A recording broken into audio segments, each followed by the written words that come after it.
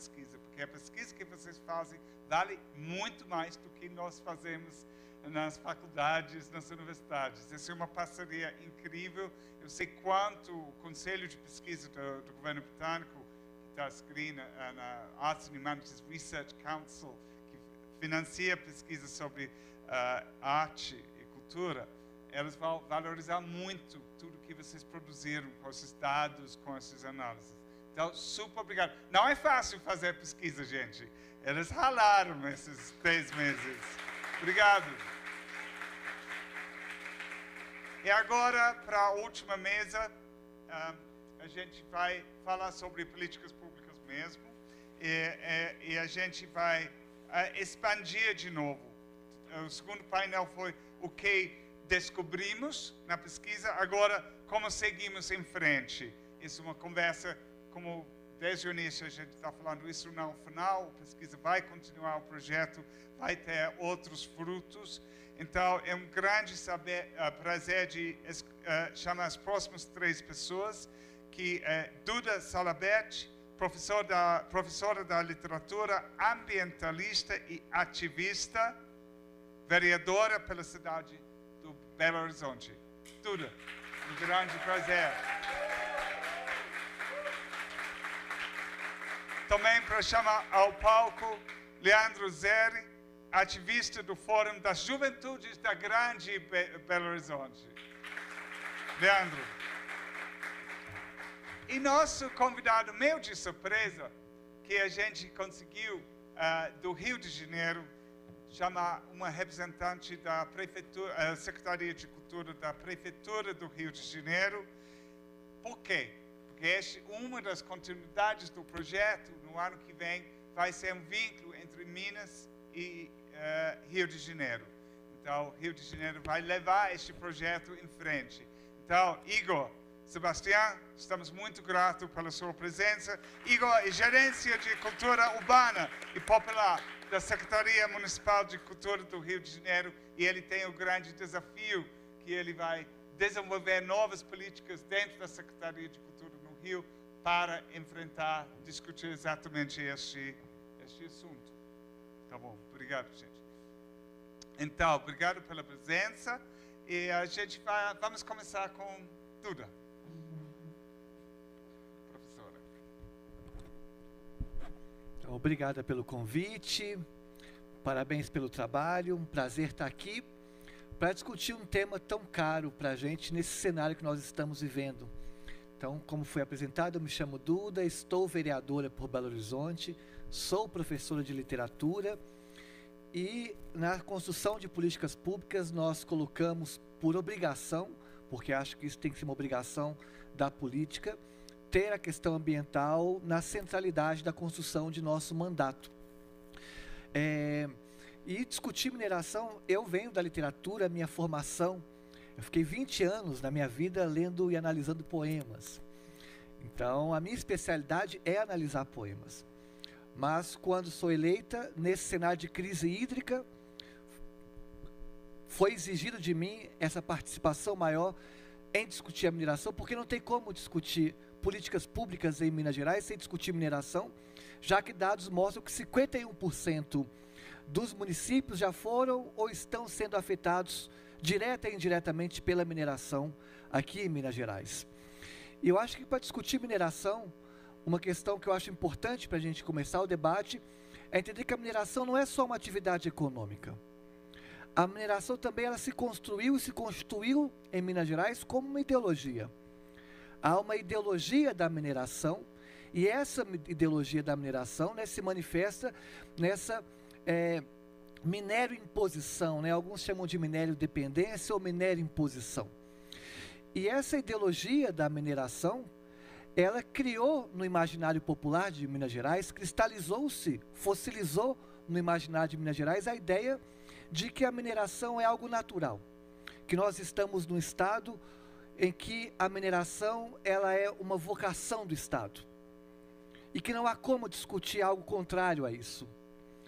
E essa ideia foi muito, na minha opinião, é muito danosa, e nós temos que sim rediscutir essa ideia de que o Estado ele é dependente da mineração, né? Porque essa ideologia da mineração ela acabou formatando a política de Minas Gerais, formatando o judiciário, o legislativo, o executivo, todas as estruturas de poder do Estado de Minas Gerais.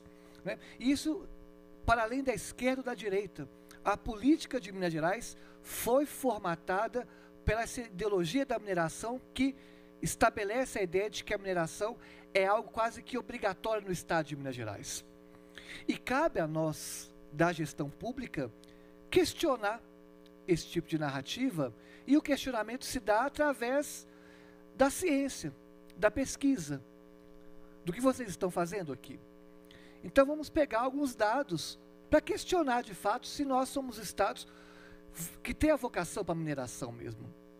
Primeiro tem que lembrar que a mineração no estado de Minas Gerais representa hoje, pegando os últimos 10 anos em média, 4% do PIB. Então nós estamos falando de uma atividade que representa em média 4% do PIB, que seu apogeu nos últimos 10 anos foi 7%. Mas isso devido a uma economia global. A média é 4%. Nós estamos falando de uma atividade econômica que representa hoje 1,2% dos empregos em Minas Gerais. Não estamos falando de 8, 10, 20%.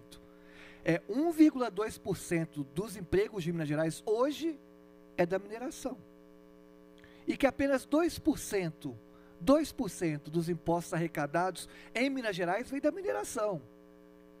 E aí eu questiono, que essencialidade é essa da mineração de uma atividade que representa apenas 4% do PIB, 1,2% dos empregos e 2% dos impostos arrecadados?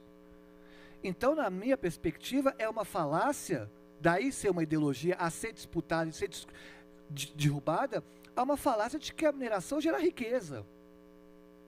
Ela não gera riqueza, ela gera pobreza.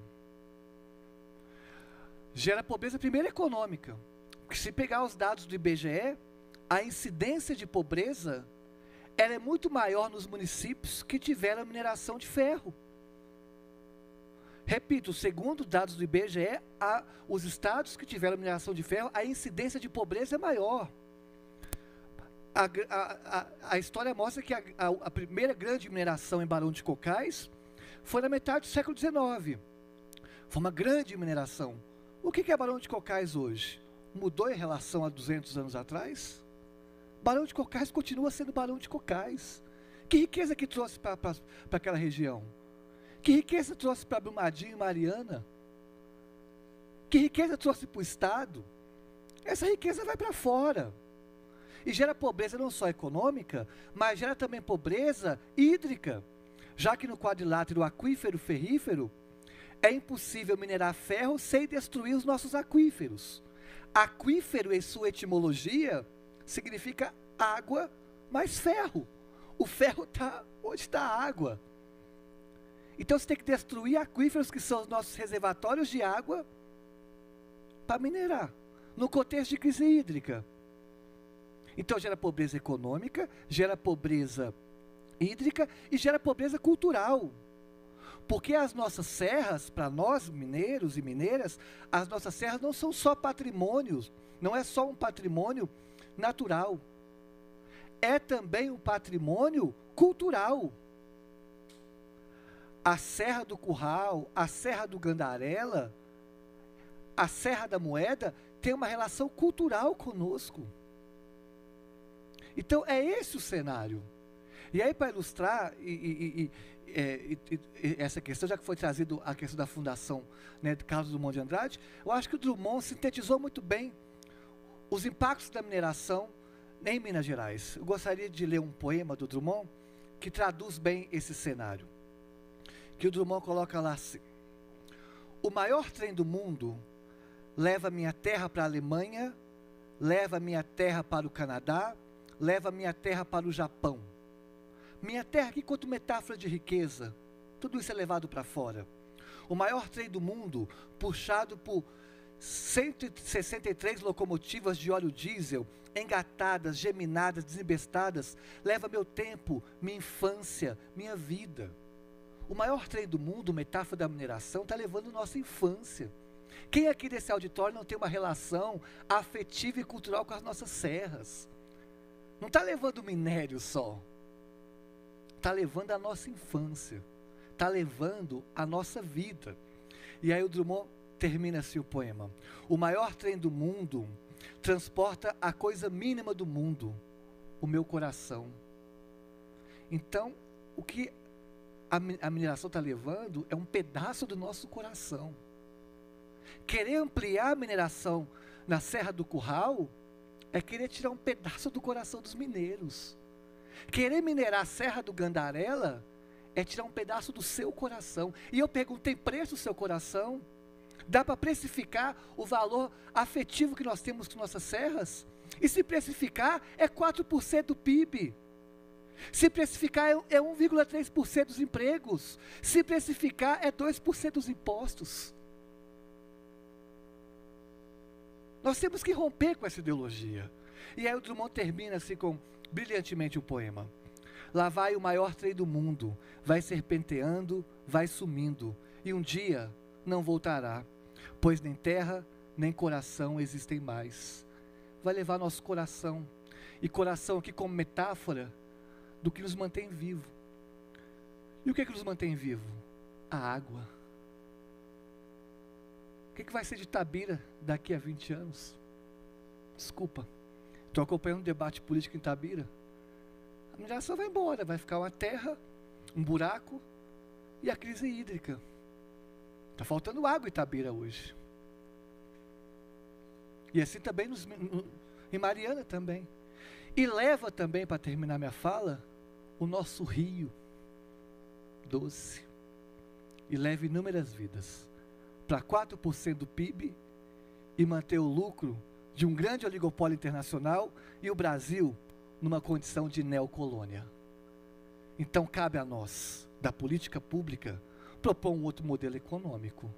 E esse outro modelo econômico significa romper com essa lógica neocolonial e valorizar, de fato, as nossas riquezas, sejam elas culturais, naturais, humanas e afetivas. Tudo isso materializado nas nossas serras, nas nossas minas, que nós lutamos para que Minas Gerais tenha um novo nome.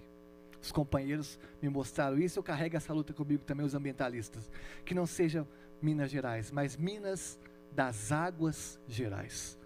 Porque nós temos que ressignificar, inclusive, o nosso nome do estado, fazendo um processo, para terminar minha fala, já que a palavra detox está na moda, não detox, a gente tem que desminerizar a nossa vida e superar todas as cicatrizes que a mineração deixou e propor um novo país com um novo modelo econômico. Qual é? É desafio nosso. Muito obrigado.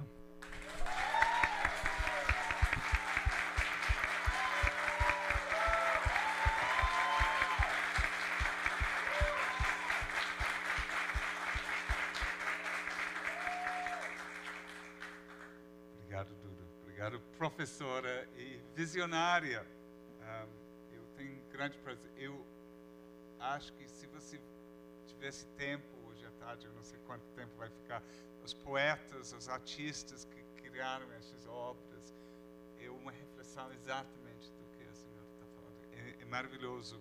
Estou olhando para Tiago lá, que é o grande rapa, poeta de Itabira. Ele que me mostrou quanto o bico de Itabira, a ausência, mas o bico está, como o Drummond fala, está dentro de cada um de Itabira. E este força que vocês têm, todos esses artistas que produziram essas obras, absolutamente um espelho do que você está falando. Super obrigado pela fala inspiradora. Leandro, vamos continuar com este tema? Olhando para mim pensando, como eu vou falar? Eu primeiro eu queria dizer que é sacanagem me botar para falar depois da Duda, tá? Nossa, primeiro que sou um grande admirador do trabalho da Duda, acompanho há muito tempo.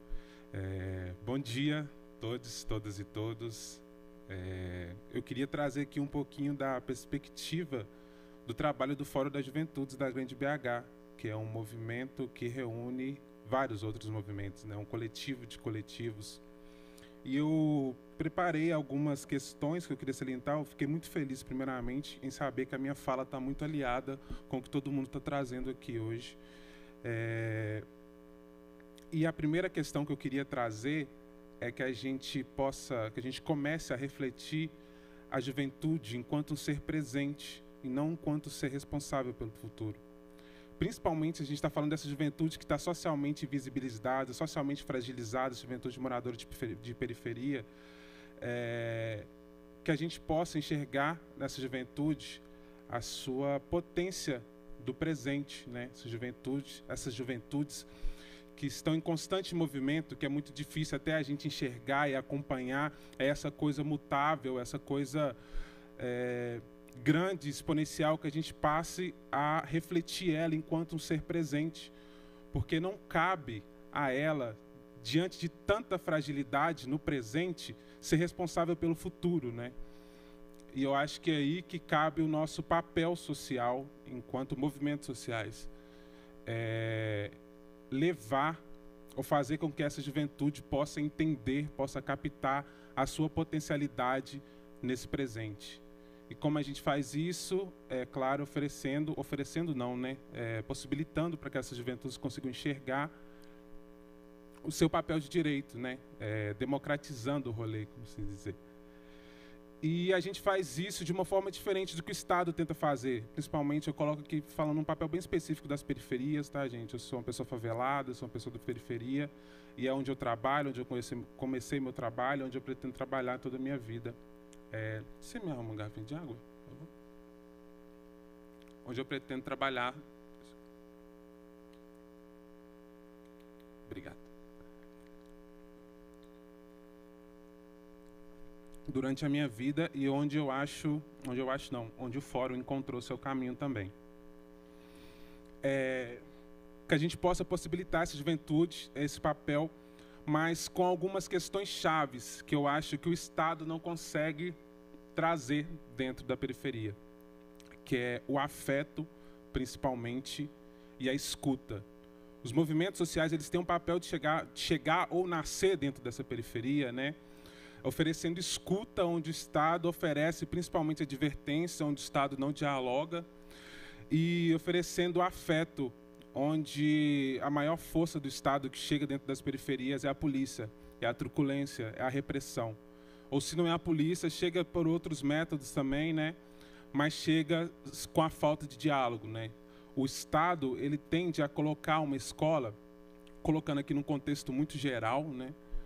Que felizmente eu consigo enxergar outras perspectivas, conseguir ver dentro da periferia outras perspectivas, outras formas de o Estado chegar nesse processo, mas colocando num contexto geral, exemplificando bem, assim, o Estado ele coloca dentro da periferia uma escola, ergue aquela escola com muros de 5 metros de altura, com arame farpado em volta daqueles muros, com grades nas janelas, e não permite que nada saia e nada entre dentro daquele espaço, a não ser, né, dada a sua permissão. Eu estou falando tanto de corpos quanto de pensamentos também, né? Eu trabalhei muitos anos na escola, eu sou estudante de letras hoje também, pretendo voltar para a escola e atuar nesse espaço também. Entendo que é um espaço de disputa política muito forte.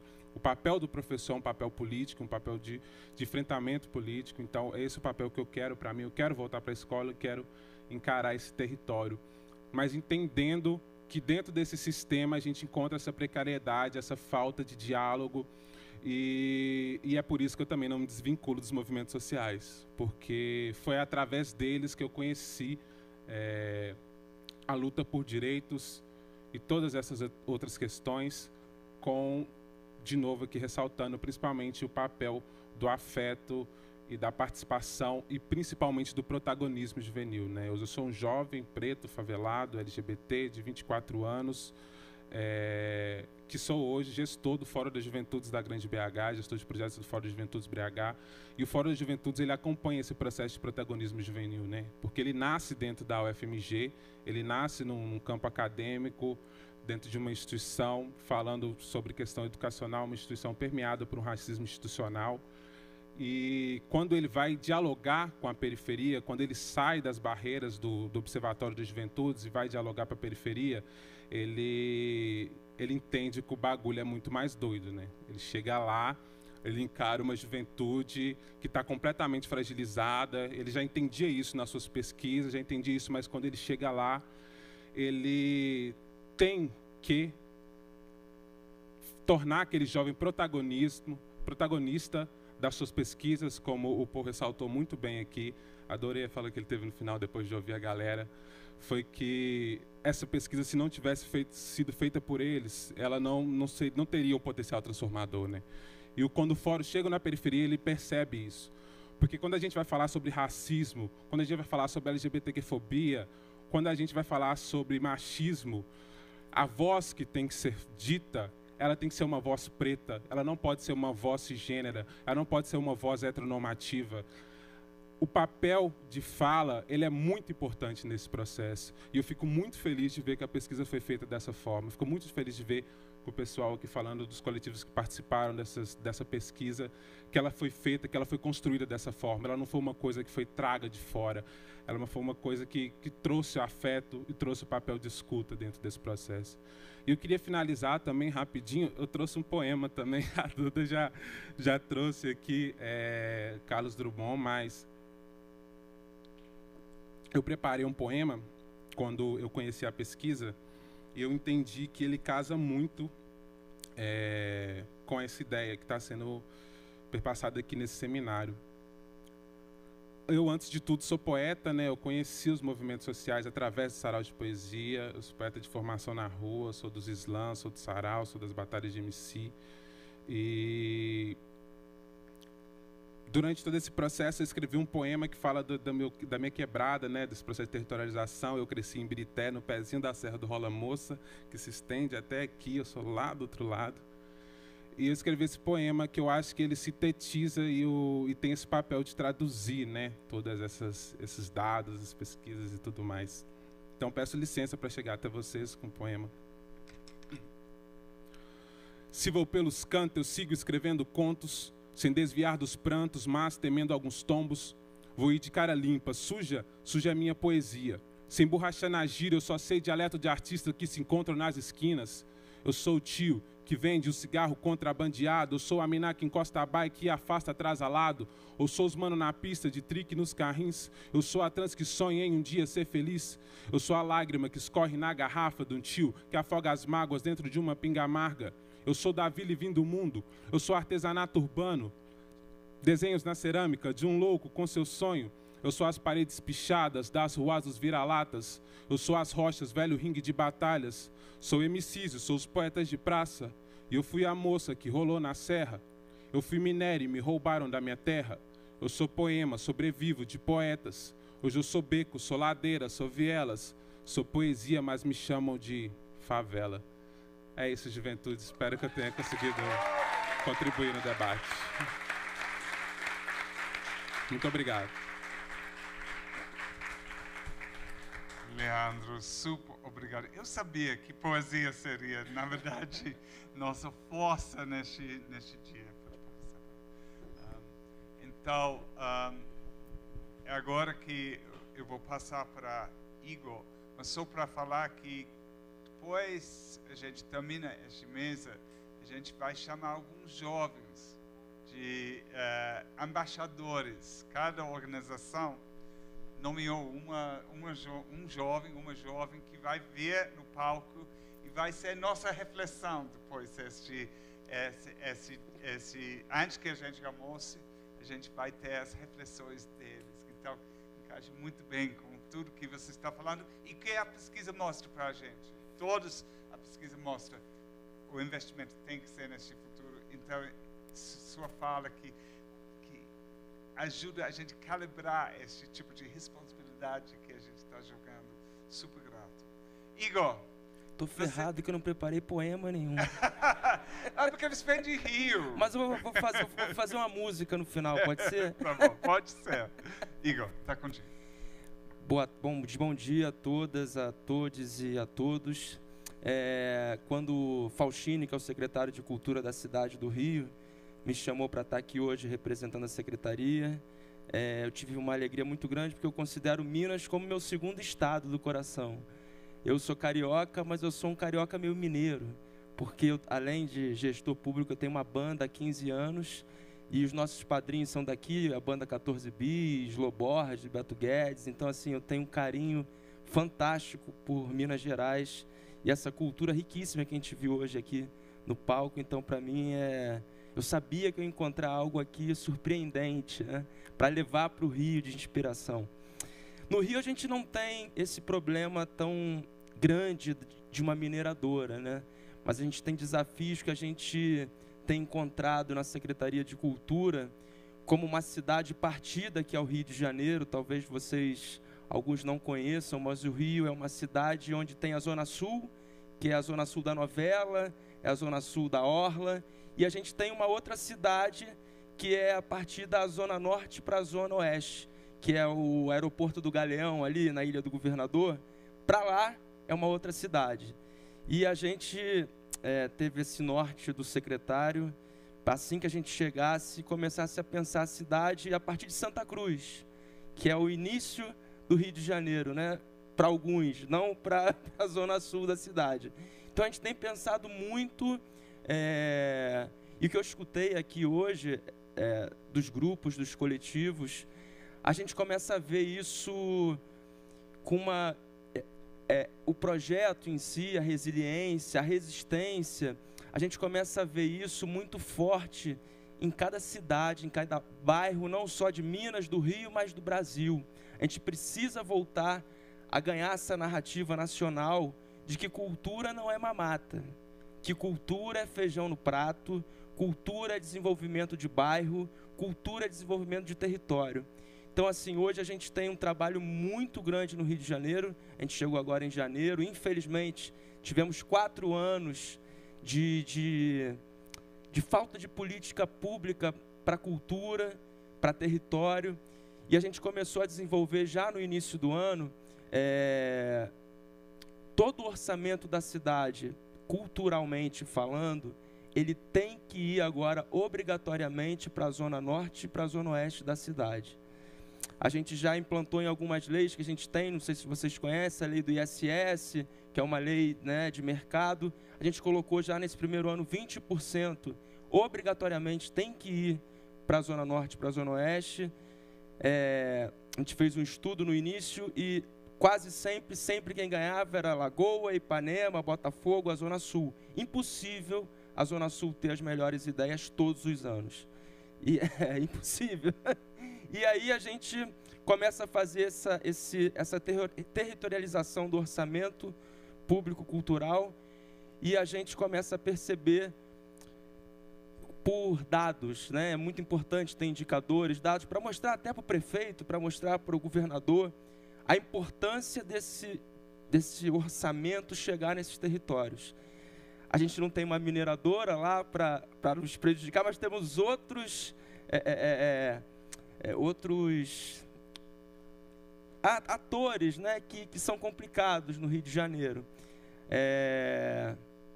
Aí eu vou citar um exemplo rápido. A gente começou também agora a Zona de Cultura. A Zona de Cultura no Rio, a gente vai ter muito esse diálogo com a Zona de Cultura através desse projeto quando for para o Rio. A Zona de Cultura é justamente isso, é cultura e meio ambiente para desenvolver bairro, desenvolver território. A gente começa primeiro em Madureira, não sei se vocês conhecem Madureira, no subúrbio do Rio, um bairro periférico, onde tem uma explosão ali de cultura, de vários, desde o slam até o samba, Portela, Império Serrano. Então, assim, a gente começa a Zona de Cultura ali em Madureira, mostrando isso que foi falado aqui várias vezes, sobre o PIB, sobre como a cultura desenvolve território e bairro. A gente acredita, sim, que a cultura tem, junto com o meio ambiente hoje, como desenvolver, nem que seja a rua daquele bairro, e aí, sucessivamente, a gente vai alcançando PIBs maiores, né, da cidade. Mas eu vou dar um exemplo rápido para encerrar. A gente, quando chegou, estou gerente de cultura urbana e popular da cidade, e aí um dos caminhos, das ordens dadas pelo nosso amigo Marcos Faustini era o seguinte: temos que incluir as turmas de bate-bola na política pública de fomento da cidade. Turma de bate-bola aqui, não sei se existe em Belo Horizonte, se é forte esse movimento em Minas Gerais, mas no Rio, na cidade do Rio, existem turmas de bate-bola que são muito descriminalizadas. Turmas que vão de 50 pessoas a 200 em cada uma delas. A gente mapeou 400 turmas de bate-bola e cadastramos 400 turmas de bate-bola, e a gente mostrou com indicadores a importância dessas turmas de bate-bola no bairro. A economia criativa que essa turma de bate-bola gera naquela rua, do bairro de Madureira, do bairro de Santa Cruz, a importância que eles têm para as famílias do território, como pega da artesã, aquela senhora que faz a costura da roupa, até a pessoa que vende quando eles saem com as fantasias, vende a bebida, a comida que seja. Então, assim, uma turma de bate-bola criminalizada, e a gente mostra com indicadores a importância que essa turma de bate-bola tem no bairro. Então, esse é o nosso desafio no Rio. É mostrar essas sementes da resiliência, da resistência que vocês estão fazendo aqui hoje, mostrar esses indicadores e provar para a cidade que cultura desenvolve território, cultura desenvolve bairro, sim. E eu vou terminar, já que sem ser um poema, mas uma música de um grande poeta e cantor e músico que eu admiro bastante, que ela fala mais ou menos assim, vocês vão saber quem é, porque é bem conhecida. Eu sou da América do Sul, eu sei vocês não vão saber, mas agora sou cowboy, sou do ouro, sou de vocês, sou do mundo, sou Minas Gerais. Venham para o Rio!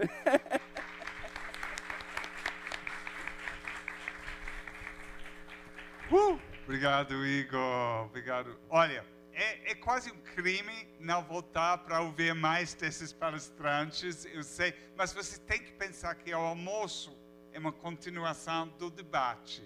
Então, não seja, eu sei que vocês são mineiros, então vocês vão conversar entre si muito melhor no almoço do que aqui no teatro. Mas, eu quero, antes que a gente ouve de nossos jovens embaixadores que vão ser parte da continuação do projeto, bate palmas para nossos grandes de painel. Muito obrigado, Duda.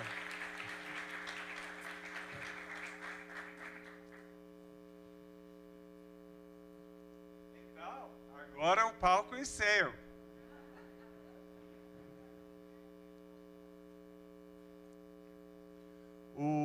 Eles entraram no projeto mais ou menos há um mês, porque a gente está pensando sobre os próximos passos. Então, a gente pensou importante termos jovens de cada organização, de ouvir a gente hoje e fazer algumas reflexões que vai ajudar a gente a desenvolver o projeto. Eu não tenho nenhuma ideia que eles vão fazer, então vamos ouvir deles. Quem vai começar? Bom dia, pessoal. Eu sou o Rafael de Sá. Pode sentar aqui. Fica à vontade. Eu sou o Rafael de Sá, tenho 23 anos, sou de Itabira, Minas Gerais. Cidade aí, berço da mineradora Vale, né? E quando a gente fala dos impactos que a mineração causa tanto no meio ambiente quanto no patrimônio cultural, eu trago muito para o patrimônio cultural, porque eu fui formatado dentro de uma cidade que, para mim, é uma cidade capital nacional da poesia. É a cidade berço do Carlos Drummond de Andrade. É a cidade que tem mais de 300 anos de história. Então, eu fui formatado dentro dessa ideia. Mas eu sei que, infelizmente, dentro do meu município, eu sou à margem do que a grande maioria dos jovens, assim como eu, compreendem do município. Então, eu penso que é muito importante todo esse debate. Deixa eu me sentar aqui para ficar mais confortável. Uhum. Aí, ó. Agora, máscara é uma coisa, né, gente? Então, para mim, o meu município, Itabira, é essa cidade, é a cidade da poesia, é a cidade dos casarões, é a cidade que tem um potencial cultural gigantesco, é a capital estadual do tropeirismo, é a cidade com mais de 30 cachoeiras visitáveis. Mas aí, infelizmente, como eu falei com vocês, eu sei que eu fui formatado para isso. Mas que isso não chega na maioria dos jovens, principalmente como eu, periférico, dentro do município. Eu sei que isso não é uma realidade dentro da minha cidade. E isso muito me preocupa e me faz me colocar num papel de uma revolução mesmo. Porque é uma obrigação de nós jovens, como nosso amigo falou, nós jovens presente, porque a gente faz a mudança no agora, né? A gente está vivendo o agora e a pandemia traz isso para a gente de mostrar que é o agora mesmo. Então, isso me traz e me coloca dentro de um lugar de uma responsabilidade de mudar o meu meio, de mudar o meu amigo que sai para tomar uma cerveja comigo. Mas que ele também, a gente também precisa se colocar nessa obrigação. E aí, como o nosso tempo tá corrido aqui, porque está todo mundo com fome também, e eu tenho mais companheiros para falar aqui, eu acho que o projeto, ele traz, com todos esses dados que foram levantados, uma nova visão para a nossa cidade, para Itabira, né? Ele traz uma base para que aí a gente possa trabalhar em cima dela e descobrir, para que a maioria dos jovens descubram, que nós não somos só 2% do PIB, como a Duda falou, né? Nós somos cachoeiras, nós somos patrimônio histórico, nós somos poesia, capital nacional da poesia. Então, eu não vou me estender muito para deixar mais para os meus amigos aqui falarem, e gostaria de agradecer ao Paul por todo o trabalho que foi desenvolvido aqui dentro dessas cidades. Obrigado, Rafael.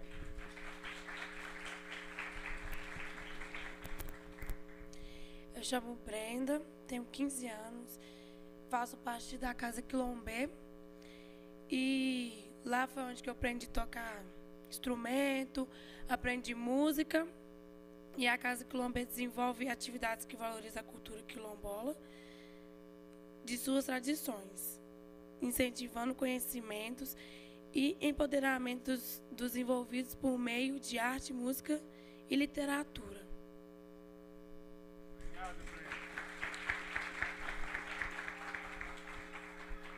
Bom dia, eu sou a Micaele, eu sou de Pedro Leopoldo, mas eu moro em Nova Lima. Eu fui para Nova Lima no início da pandemia, eu sou ciclista, é muito importante para mim estar em Nova Lima, porque eu sempre vi a bicicleta como mobilidade. Para quem não sabe, Pedro Leopoldo é uma referência nessa questão do ciclismo, inclusive sobre mobilidade, é uma das cidades de Minas Gerais que mais tem ciclistas como mobilidade, não só como esporte. Então, essa questão ambiental é muito inerente ao meu convívio e à minha vivência mesmo, porque para além do que o nosso amigo Rafa falou, essa relação com as cachoeiras é uma relação de qualidade de vida. Além disso, eu também sou artista visual, então o que eu penso é como que a gente pode linkar todas essas possibilidades dentro da cultura e do meio ambiente para que outras áreas também possam estar inclusas nesse processo de construção. Eu estou um pouco nervosa. Acho que é uma grande questão para a gente, enquanto pessoas pobres, periféricas também, que é esse não estar habituado a esse espaço de fala, que não é comum e nem dentro da nossa realidade. Então, acho que fica perceptível assim, que essa abertura e essa construção, para além de a gente, enquanto representante, para levar e trazer como que a gente pode trazer também a nossa comunidade para dentro de espaços como esse. é isso. Muito obrigado pelo... o Atrás do Pano, pelo convite, Lucas. Muito obrigada. Bom dia, meu nome é Davison, tenho 21 anos, sou de Mariana, sou coordenador da juventude do distrito de Passagem Mariana, sou músico da banda da Sociedade Musical São Sebastião, estou representando o Clube Esquindô. Quando eu tinha 8 anos, eu participei de uma apresentação, na verdade a escola sempre foi convidada para estar participando. O Esquindô, ele sempre está ligado com todos os movimentos de passagem, seja escola de samba, escola de samba tem, peraí que eu estou meio nervoso, a escola de samba, as escolas, meu Deus, desculpa, mas o Esquindô em si, ele sempre esteve ligado. E também quero falar sobre, desculpa, eu estou nervoso. O Grupo Esquindô tem como o desenvolvimento social e cultural. Ele nunca, como é que fala? O Grupo Esquindô, ele nunca deixou de estar de portas abertas para a comunidade de passagem em si. Não só a comunidade de passagem, ele atende a cidade de Ouro Preto e todas as regiões. E eu acho bonito nisso, que lá tem o carnavalzinho para as crianças, ou seja, eu acho que a cultura nunca vai acabar, porque eles estão tendo meio que um legado, está crescendo junto com as crianças, atende a juventude com o projeto do Observatório Jovem, e tem a Casa do Esquindô também, que é o adulto. Então, eu acho que toda geração está interligada, eu acho que a cultura não vai acabar por causa disso, que tem uma geração passando.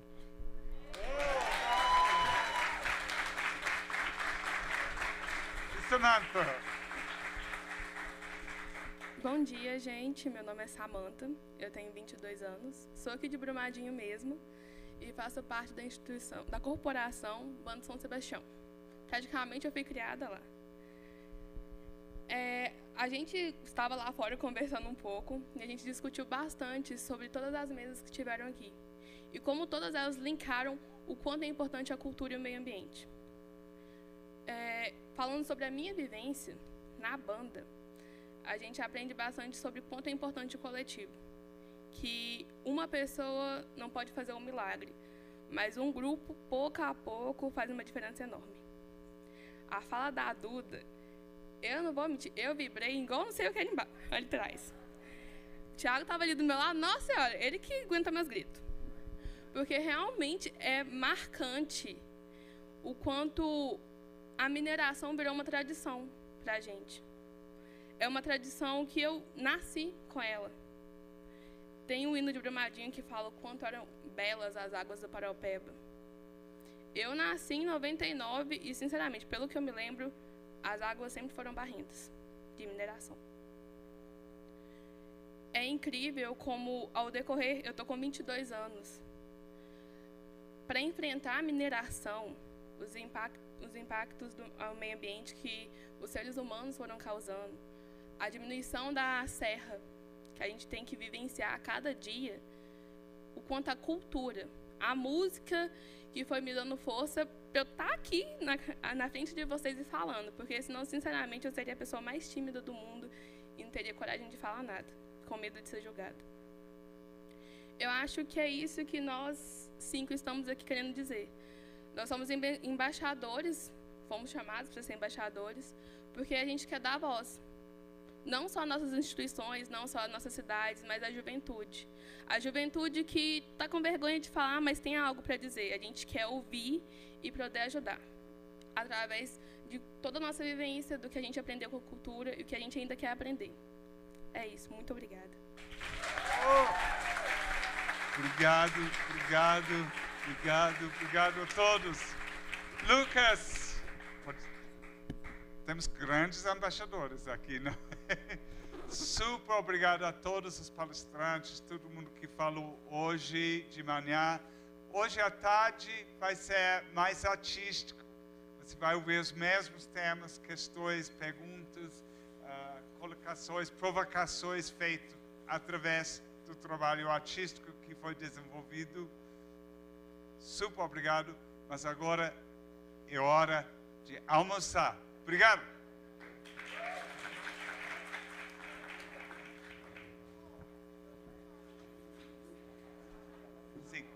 Então, todo mundo vai junto para o restaurante. Não esquecer, se você tem comentários para deixar lá nos post-its e tudo. E vai ter mais oportunidade de falar hoje à tarde. Laura, você quer que todo mundo vai junto, mas distanciados? Junto, mas distanciados, tá?